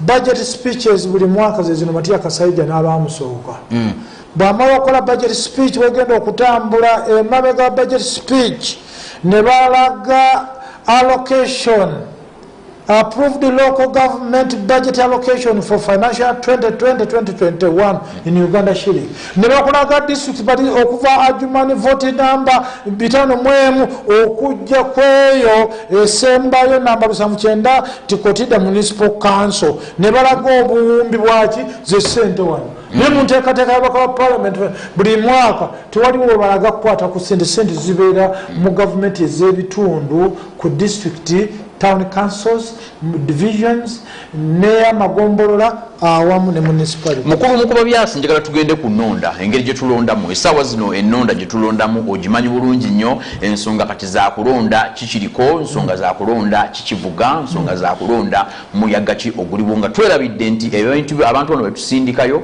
enkya be tugenda okubanja obuweereza akalulu akawedde ennonda gye twalonzeemu wagirabye omulundi guno bwe tukomyewo kugenda kweyo ku nnonda bisibe n'ebigize akati gwe tunuulira butunuulizi kye tuyita chairperson wa district oba mayor functions.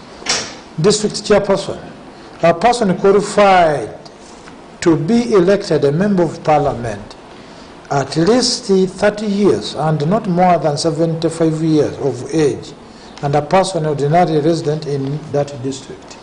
Olwali tugenda okujja wano emyaka gyavaawo naye batugamba bwebeera ne mutabani wange emyaka 18 waddembe okujja okuvuganya. When we heard about one government and about a two government, HOC yali criteria. Omuntu oteekwa okuba nti ozze wano nomala okukola mu media fraternity n'obeera emyaka 18 n'oyongerayo emyaka gyo 12 ng'otukoze kino n'ogirinya amadaala n'oba ng'omaze okutegeera enzirukanya y'emirimu bwekola ki bwetambula era na buli kimu n'omanya dynamics nti abadde ku star UBC Arua ajomane nogenda Lang sub-region, when you move down to Lera, Otuke, Malta, Dokolo, anti kati abantu bo obuyinza buli mu bantu gojja ne weesimbawo ba abantu ne basengejja ani asaanidde okubawuliriza bwe tuvaayo ne baga functions of the chairperson nga tugenza obugenzi nti preside at meetings of the executive committee of the district, monitor the general administration of the district. Netulaga n'agamba monitor the implementation of council decisions, D subject to section 79 of the Local Government Act and Article 197 of the Constitution, monitor and coordinate the activities of the municipal and the town councils and other lower local governments and administrative units in the district. Sentebe obukulembeze bw'ebyalo, omuluka, town council, magombolola, municipality zayina obwo buvunaanyizibwa okutunulira ebyo n'okwanaganya emirimu egyo gyonna.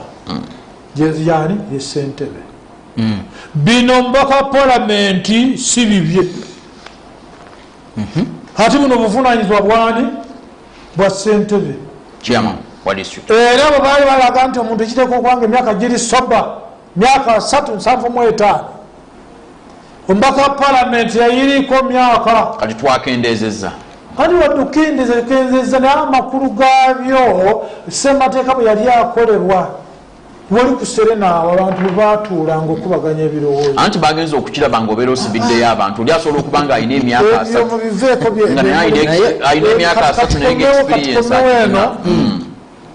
yago katuli ku matagayise emyaka mwagijjawo n'ekituufu kyandibadde ki naye obuyinza baabuleka mu bantu ng'ojja n'emyaka gyoffe ne tulondawo nti ng'oli muto nnyo tojja ababaka bagenda ne beebuuza ku bantu ku nsonga era abantu ne basalawo ssebo obuyinza buba mu bantu. Functions of the district chairperson on behalf of the council oversee the performance of persons employed by the government to provide services in the district and to monitor the provision of government services or the implementation of projects in the district. Wano mbaka parliament ogwo mulimu sivwe naye kati ago gemaanyi ze ssente omuntu okubanga Ssentebe n'atunuulyanga abakozi ba district ku lwa gavumenti abalimu abakozi 1,000 ewakiso buvunaanyizibwa bwa Ssentebe okulaba abantu abo bakola batya.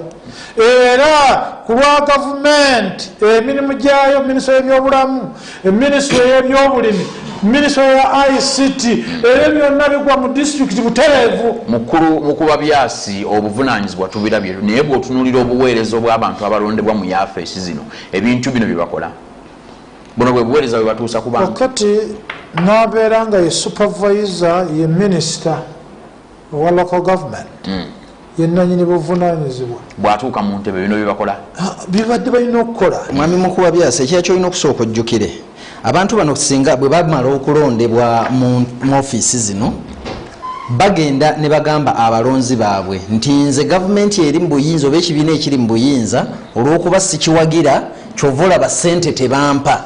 Naye ate mu mateeka awo tulaze bulungi nti balina ababaka palamenti okutematema basindike wansi.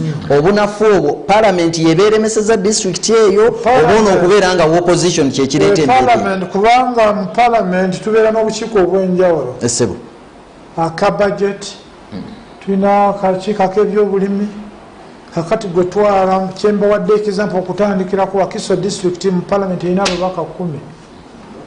Bugisu sub-region etenkanankana n'abantu na mu land area nga Wakiso mu palamenti erina ababaka 19. Ekyo tuyita political inequality. Wakiso yandibadde erina ababaka bangi okusinga Teso sub. Era guno omwaka ogw'ebbiri oguwedde petitioni y'abannawakiso, bannakampala, bannaluweero, bannamitiyana, bannampigi, bannamukono, ab'ebuyikwe. Political representation emataringa ku level ya palamenti.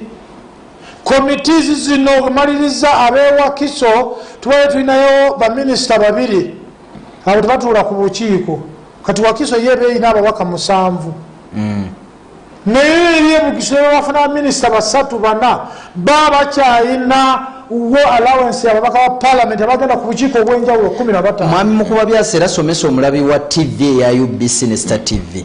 Otulaza bulungi nnyo nti Bugisu sub-region ina ababaka 19 Wakiso ina 10. Wakiso yesinza ina mwenda kale. Bwebanga Wakiso yesinza Bugisu abantu abangi. Ngate Bugisu yegisinza ababaka abangi. Olowooza etteeka liragira basala constituencies zino nga basinziira kuki?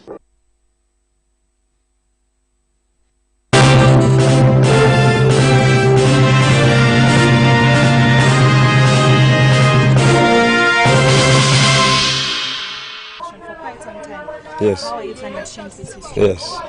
Well, if it has been in the hands of the opposition and it is bleeding and crying, there must be a problem. For the voter who understands the problems of Kampala, there are many problems. Drainage, garbage, poor toilet system. The drainage is privatized instead of having a central system of drainage, a central system of sewerage. The sewers are private. So we need to do a lot. Yes. And what are your expectations for today? Well, God knows. I have followers. I have people that love me. I know this is going to be a good one. Yes, it's going to be a good race. Yes. Thank you so much. Let him go and vote now. Well, that was one of the contestants for Lord Mayor Kampala City, Mr. Daniel Kaziwe, aka Ragadi. In some of the areas that we've been to, some of the polling stations, many have complained that the ballot boxes that had ballot papers for the elections, they were a bit late. Now, if you look at what is happening right now, he's ready to go and cast his vote. The turn-up in some areas has been very low, and that doesn't seem like it has been the case with the polling station here. Mr. Ragadi is about to cast his vote, like you can see, and well, he's in the hands of the media. Everyone is trying to get to him, and we hope the best for him. Security is also the place is also very secure, and there's actually no heavy deployment. It is a normal process, if I may say.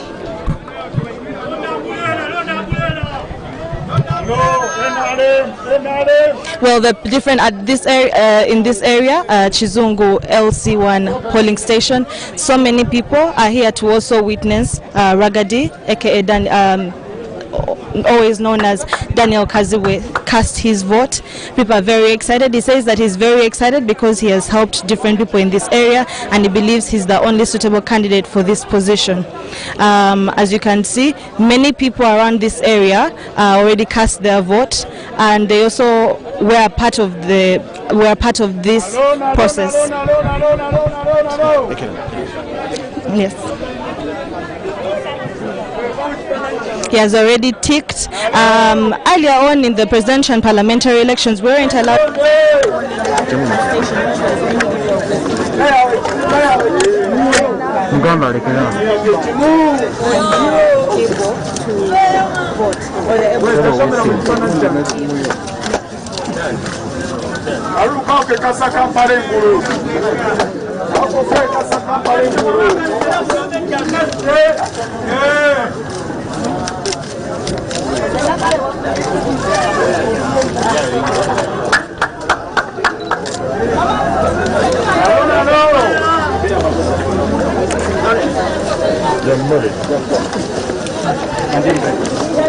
Togenda nnyo galaxy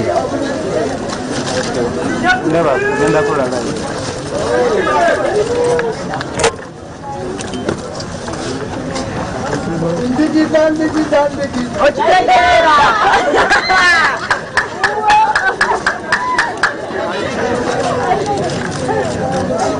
bennamala nenkola obulungi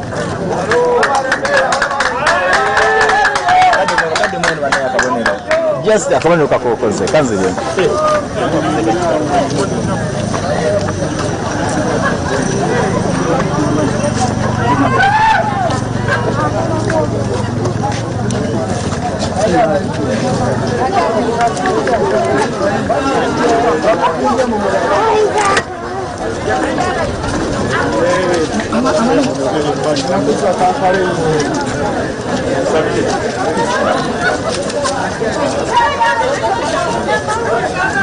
Yeah.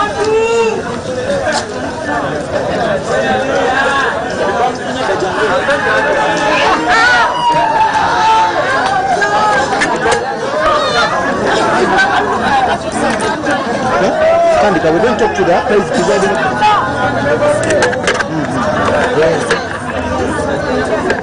First wait.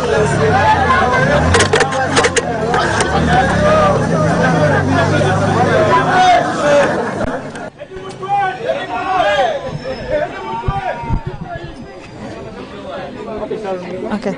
Yes. Well, right now we've just witnessed Daniel Kaziwe cast his vote at this polling station. We are with one of the presiding officers, and she's going to give us a brief on what the process has been, what has been happening. A very good afternoon. Can you please introduce yourself and tell us? I'm Buliaba Lydia Namtare, the presiding officer of Chizung A2M LC1 meeting place. So far, the turn-up is not so good. People are coming one by one. So we don't know how the situation will be later. So far, okay, the materials, it was at around 7:30 or 7:45, around there. Then the voting started at around 5:50. Yeah, I think that's it. Okay. Have you noticed any irregularities in one of the polling stations that we've been to? They've noticed that some people, the ballot papers that were taken were for different polling stations, so there was a mismatch, and they had to correct that. The AC had to make sure that they bring the right ballot papers. Did that happen with you as well? No, it didn't. It did not happen, but we faced a challenge that some of the voters they found some voters on the roadside, and people came claiming that the person had voted from here, that the person had gone to different polling stations and he was voting. Then we asked them to for the name of the person, and when you check the register, the name of the person was not there. So that's how they moved there from the polling station and they went away. I think that's the only challenge that we've faced so far. Yeah. And security in the security, no, it's just enough. Yeah, there is no problem with the security. Yeah. And the agents, and is everyone in place and witnessing what is happening? Yes. We made some agents to be around the register. Then the others, we made them to sit the other side to see the ballot papers, how they are being served. I think that has made our work easier. Yeah. Has there also been an observation for the SOPs, because that's something that the Ministry of Health has always emphasized when it comes to the elections? They didn't give us the other thing like the SOPs bottle, but we got a jerry can and soap and we put it at the entrance. Yeah, I think that's it. Thank you so much. Well, that was a comment from the presiding officer, and right now people are still around the place where the votes are going to be counted later in the evening, the place where everything has taken place. And right now we're going to hand over to Jethro, who is going to give us more comments and who's going to speak in Luganda. Thank you, Jethro. Kale omulungi atulaba nange njagala okwaniriza akate ku mpewo eza UBC TV wamu ne Star TV emnyonyi gwanga otukola bulungi okubanga ate otugobera. Njagala okusigira ekifaananyi nga bwe kifaanana okuva gye tuvudde eri ewa Elias Lukwago mu bitundu ebyewandegeya mu Bulwa zone. Omukulu oyo bw'agenza okulonda alina ebintu ebyenkize nnyo byaze nga attaanyako, n'agamba nti mu bitundu ebyekibuli atuuseeyoko naye nga waliyo declaration form emu yokka mu bitundu ebyo, ekintu kyagamba nti oba oliawo kiyinza okuleeta ekizibu mu ngeri emu oba endala. Abantu bangi bali mu lwokano luno abakyagenda maaso n'okubanga ate bavuganya. Tulinawo Elias Lukwago nga yakyali omukulembeze mu kaseera kano, era ng'ekisanja amazeeko kya myaka 2. Bw'ayitamu ku mulundi guno abeera mu kisanja kya 3. Kuliko Nabila Nagayise Mpala ali mu kibiina ekya NUP nga kwotadde ne Joseph Mayanja, ate nga ye azze ku Independent. Dan Kazibwe nga wetuli wano mu kifo ekimanyiddwa nga Kizungu Zone LC1 meeting polling station. Wano wetusinzira okubanga ate tukuweereza okusigira ekifaananyi ekituufu okuviira ddala eri mu bitundu yewandege. Yatuyiseeko ekabuusu awo, atutuuse ekabuusu nga mwatu abantu batambula mpolampola nga bagenda okulonda, ate era nga n'ebyokwerinda biri bulindaala. Abapatro abatambula ku mmotoka n'ebigere bakyagenda mu maaso n'okubanga ate balawuna ebifo ebyenjawulo. Bwe tuvudde ebitundu eby'ekabuusu ne tutambula mpolampola okudda Endeeba, ne mu Ndeeba tuyiseemu mpolampola, abantu bakyali batono ddala. Weewaawo oba oliawo oyinza okulowooza nti ekifo ekifo kiyinza okweyongera, abantu bayinza okweyongera mu ngeri emu oba endala. Akageji kiri nti oba oliawo obudde bukyali. Ono tutuuse mu Kizungu zone LC1 meeting point polling station, abantu bagenda maaso n'okubanga balondera Dan Kazibwe nga yakwatidde ekibiina kya NRM bendera we tuli, era nga njagala okusigira ekifaananyi ekyawamu ku nsonga nga bwetambula. Njagala okutwala omukisa guno n'okukulaga embeera nga bwetambula mu kitundu kino, okulaga engeri abantu gye bagenda mu maaso n'okubanga ate balondamu. Kamera person wange bw'aba asobola okulaga ekifaananyi ekituufu, abantu bakyagenda mu maaso n'okubanga balonda, abagenda mu maaso n'okubanga baverifyinga amanya gaabwe okulaba nga bakkirizibwa okulonda mu ngeri emu oba endala. Njagala okufuna omukisa ogw'enjawulo okuwayamuko n'omu ku bakulu ab'akakiiko k'ebyokulonda akulembeddemu ekitundu kino we tuli, atubuulire ye embeera agirabye atya okutwaliza wamu na kiki kyasuubira ku mulundi guno we tutuuse. Sebo nkwaniriza nnyo, oli ku UBC TV wamu ne Star TV. Tutuuse wano mu Kizungu zone LC1 okulaba ebyokulonda nga bitambula. Gwe nga addukanya ekitundu kino, njagala okumanya embeera ogiraba otya okutwaliza wamu? Ekisookera ddala amanya nze Kabubi Rogers nga nze presiding officer weno station Kizungu N to Z. Embeera tebadde mbi, ne just obuzibu tusinkanye okusinga voter turn up ebadde ntono nnyo okusinga nga wekyali ku 14th, kuba tutandise essaawa 2 okulondesa, nera nga mukirabe namwe embeera emugirabe essaawa zineeno. Abantu bajja bamusoobo nnyo dakiika emu 2 ono najja, nebayitawo eddakiika ono najja. Kati kwegamba akalulu kali akasooka abantu bakabamalamu maanyi oba kitegeera bulungi, naye nga abantu abazze okulondesa omulundi gunene okulonda abakiise baabwe ku division ne balod councillors babadde batono nnyo sebo. Twogere ku bikozesebwa ebyenjawulo akakiiko k'ebyekona bye kaleeta wano okulabika nga abantu bagenda maaso n'okwesa okulonda, byo byajjidde mu budde? Ebikozesebwa byonna byajjidde mu budde. Ebitukozesebwa byajjidde mu budde zagenze owera ssaawa emu n'ekitundu ng'emmotoka weeri, era ebikozesebwa byonna bye tubadde twetaaga kuviira ddala ku black box ebibeeramu ne bino byonna ebisigadde plastic bags n'amabaafu byonna bibaddewo in time, era nitandika ssaawa 2 zennyini okulondesa. Nga sinakwerekereza mukama wange, olina obuzibu bw'omusanze wano wonna nga mukondakitinga okulonda kano mu Kizungu zone? Wano ku station eyange sijja kugamba nti oba kino oba kiri, tewali buzibu n'obuwe nsisinkanye. Ba agent tebampadde buzibu, abalonzi tebampadde buzibu, kati kwegamba it is a friendly vote situation. Tukanyiza ne ba agent omulonzi wajja n'oyoga naye kino tukole bwe tewali buzibu tusinkanye olunaku lwa leero. Neyanza nnyo muganda wange, omukulu oyo nga bw'omuwulidde eruddawo yakulembeddemu ebyokulonda mu kitundu kino mu Kizungu zone, era tubuulidde embeera ye nga bw'agirabye. Ffe tukyasimbe ku namakanda nga twetoola ebitundu by'eggwanga eby'enjawulo, twagala okumanya kiki kye tuba tusuubira okulonda okunaggwera olunaku olwaleero. Njagala kamera pasani wange ono twongere okusigala nga tutambula nga bwakulaga ekifaananyi ku mbeera nga butya bwetambula. Nga bwe nkunyonnyodde, ebyokwerinda byo biri gulugulu, era abantu mu kitundu kino bakyagenda maaso n'okukakkalabya bizinensi zaabwe ez'enjawulo awatali kutaataaganyizibwa kwonna.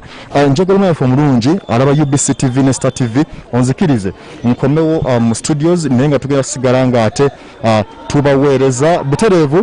Dan Kazibwe amaze okubaka nga ate alonda, era nga abantu bakyagenda maaso n'okuwayamuko naye. Embeera yo nzikakkamu, tetunafunamu buzibu bwonna, nga bwe nkutegeeza nti ebyokwerinda biri ggulu. Omwefu omulungi nkusaba onzikirize nkomewo mu studios ku UBC TV ne Star TV.